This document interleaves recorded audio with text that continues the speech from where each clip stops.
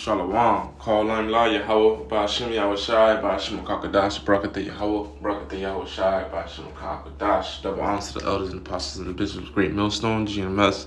Shalom to y'all keeping the faith, doing the work, and truth and sincerity. And we're going to get right into it. The title of today's lesson is going to be reiteration. And before we even get that, let's get the definition of reiteration. Reiteration. Because, the apostles like to talk about how we do things to what does it says? What's the word? Bear with me. To a nauseum, in other words, to a point where you get nauseous. You're hearing it so many times. Say something again a number of times, typically for an emphasis or clarity. The Lord told Peter to feed the sheep 3 times. That's reiteration. The Lord has verses in here that are repeated, or reworded. It says line upon line, here a little, there a little. And these are meant for a reason, man, the way they're put, because not only are we a stiff-necked people, but to be driven home and to show more proof of why they're written. Nothing is written for the Lord's health. Ain't nothing written just because. Even the word salah, that's not there just because, Revelation chapter 18, verse 10. I'm going to read all 3 of these in Revelation. I'm going to read it like this. Since 10 and 17, not too close. Standing afar off for the fear of her torment, saying, Alas, alas, the great city, Babylon, the great, a.k.a. America, USA, that mighty city. For in 1 hour is thy judgment come. What is the judgment of Babylon? The judgment of Babylon is thermal, ICBM, nuclear missiles. Okay, now we're going to talk about why we're reiterating this. Why is so much reiteration required and necessary? Because the times we're coming into, although it's repeated, a lot of people still don't, it don't sit in their mind. And you meditate on these things in the aftermath and why the Lord has to save his people out of here. It makes complete sense, because if the Lord is going to take this place out in 1 hour, that means great judgment is going to be here. You can only take out a country in 1 hour unless you use the methods and the measurements and the instruments that the Lord is using, man. These missiles, man, these hydrogen bombs, these modern day weapons wipe out. It's said to be when a missile hits its target, the main focal point is said to be about the same temperature of the core of the sun, not the outer surface of the sun, but the hottest part, which is the core. So this is what we're dealing with, man. We're dealing with even if you're not in the vicinity of that hydrogen bomb, ICBM, nuclear missile, whatever the case may be, even being in the around vicinity, being on the outside perimeter causes blindness. This is so real that after about 2-3 weeks, if this place wasn't to be cleaned up, the nuclear aftermath, the dust, the pollution, the air, and all that good stuff, the suit would be so grand and bad that a lot of the earth would freeze, man. A lot of farmlands would go to naught. The temperatures would drop because the sunlight wouldn't penetrate the earth how it does now. Going through all the let me get that levels of the air. Bear with me, this is intended to be quick. I'm just going into something else real quick. So in other words, the earth has the troposphere, the tropopause, stratosphere, ozone layer, mesosphere, ionosphere, all that good stuff, right? So the sun light pretty much beams through all those levels. And it takes about 8 minutes for sunlight to reach earth. So if you got sunlight on your body, that's about 8 minutes old. But the point being is that it would be a lot harder because all that debris, all that aftermath would be blocking. The troposphere wouldn't be as clear as it is now. Even though you got chemtrails and all that craziness in it, you'd have more. You have nuclear soup, like it speaks about in the book of Joel. And if the Spirit leads me there, we'll get into there. Excuse me, Salakia. Another reiteration, man.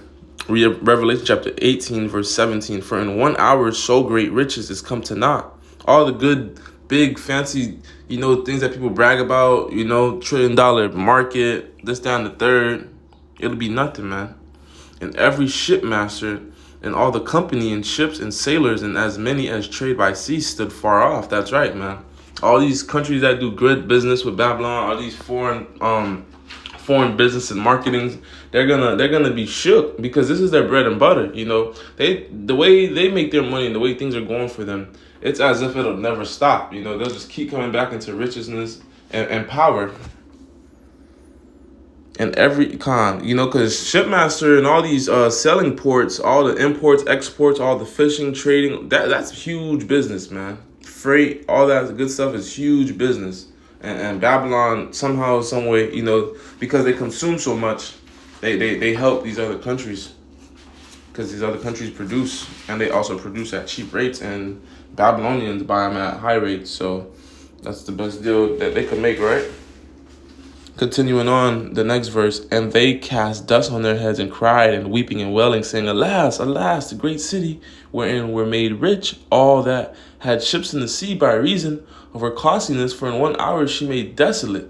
So she's going to be made nothing, man. She's going to be brought down to the ground in the dust, man. She's never going to be risen up again into power. Edom, chief city, Edom government is going to be hewed down. Let's get some more scriptures to back it up.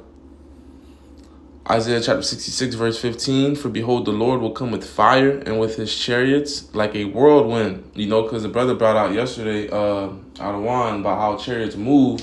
They move at Mach speed.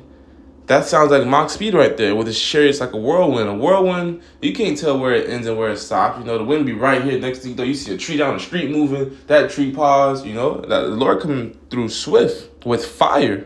The Lord ain't coming with rainbows. I don't know how the Christian church has pushed such prosperity doctrine through, but through the women and through the kids with the men out of the house, you could do all that good stuff. That's why we call it plantation Christianity, man. That's why people are leaving Christianity and going to other things, because Christianity doesn't hold. The Bible is true, but the people that are bringing it out ain't doing it correctly. Anger with his fury and his rebuke with flames of fire. To render his anger with fury and his rebuke with flames of fire. So that's how the Lord's going to plead. In other words, judge these people. For by fire and his sword will the Lord Yahweh plead with all flesh, Yahweh Bashem Yahushai, and the slain of the Lord Yahweh Bashem Yahushai shall be many. So the Lord going to have a lot of bodies, man. The Lord is going to kill a lot of people, man.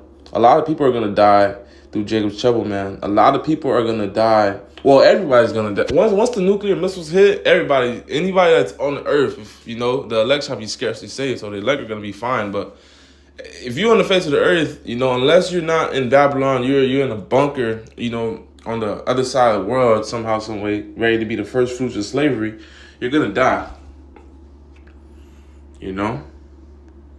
Book of Malachi chapter 4, verse 1, For behold, the day cometh, that shall burn as an oven.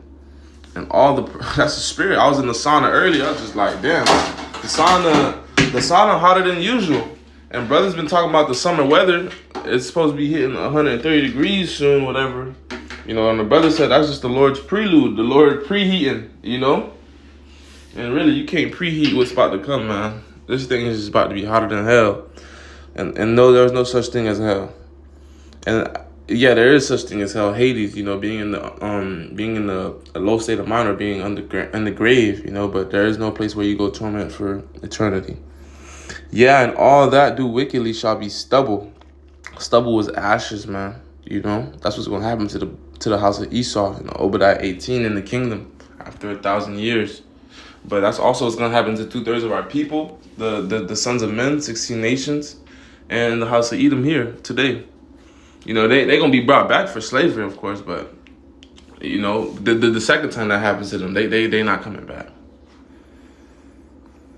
And the day that cometh shall burn them up, saith the Lord, Yahweh Bashem Yahushai of hosts, that it shall leave them neither root nor branch. So in other words, ain't going to be nothing left here, man. It's just going to be satires, like it says, desert creatures, man. It ain't going to be no life, because if you have root or branches, that means something is, that means the soil is fertile. That means things are producing. And that ain't going to be here. Zechariah chapter 14, verse 12. And this shall be the plague wherewith the Lord will smite all the people that have fought against Jerusalem, the people, the Israelites. Their flesh shall consume away while they stand upon their feet, and their eyes shall consume away in their holes, and their tongue shall consume away in their mouth. So that's backing up what I said about the core of the heat of the ICBM nuclear missiles after effect. If you're not in that, because check this out. If you're in the vicinity where it hits, let's say it hits Miami, right? Or let's say it hits, everybody knows, let's pick somewhere everybody knows. Let's say it hits Manhattan. Long story short, about the entire, I'd say about three-fourths of the state of New York surrounding that area is just gonna die immediately. No question. Just on impact, dead. Underground, above ground, whatever the case may be. But you're surrounding places like Philly, Jersey, Boston, Canada, I believe Vermont's in that area, New Hampshire. All those cities through wind, are going to be, a lot of people are going to be blind, man. That shit gets in your eye. If your eye even senses it, your eye can start messing up because of the heat, the radiation. And don't even talk about weeks, because these things are going to be coming off simultaneously, because although you might be in Jersey, you thinking like, oh, we're good. At least we didn't get hit with the core. We only got hit with the dust. The dust will go away in a few. 200 ICBM nuclear missiles, 200 million are coming to Babylon. So at some point in time, your city gonna get hit. So that's why you can't flee, man. You can't run, you can't hide. That's why you gotta come back and repent, man, and hope and pray for mercy. Zephaniah chapter 1, verse 14. The great day of the Lord, Yahweh is near and coming quickly, like it says in 1 Thessalonians chapter 5. Like a thief in the night. The cry on the day of the Lord is bitter. The mighty warrior shouts his battle cry. That day will be the day of wrath, of a day of distress and anguish, and a day of trouble and ruin, a day of darkness and gloom, a day of cloud and blackness, a day of trumpet and battle cry against the fortified cities and against the corner. That's why it's so weird. I'm like, I ain't never read it like that. Salakia. Bear with me. I'll start at verse 15. That day will be the day of wrath, a day of distress and anguish, a day of trouble and ruin, a day of darkness and gloominess, a day of clouds and blackness, a trumpet and a battle cry against the fortified cities and against the corner towers. That's right, man, because, it's going, everybody going to be having to come to the battle, man. The way this battle ends before it's completely desolate is in Jehoshaphat, Yahweh Shaphat, the Valley of Judgment in the Middle East, man.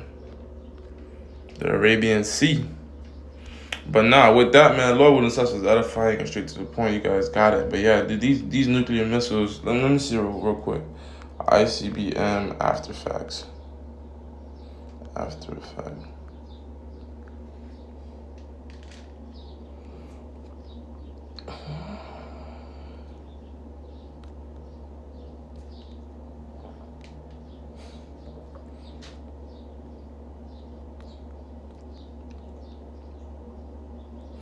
All right, this is cool. So the point I made, that's all through the spirit, because I mentioned New York, and I believe that's the spirit. That's the spirit. So, as you can see, they use New York as an example. Let me see if I can blow this up.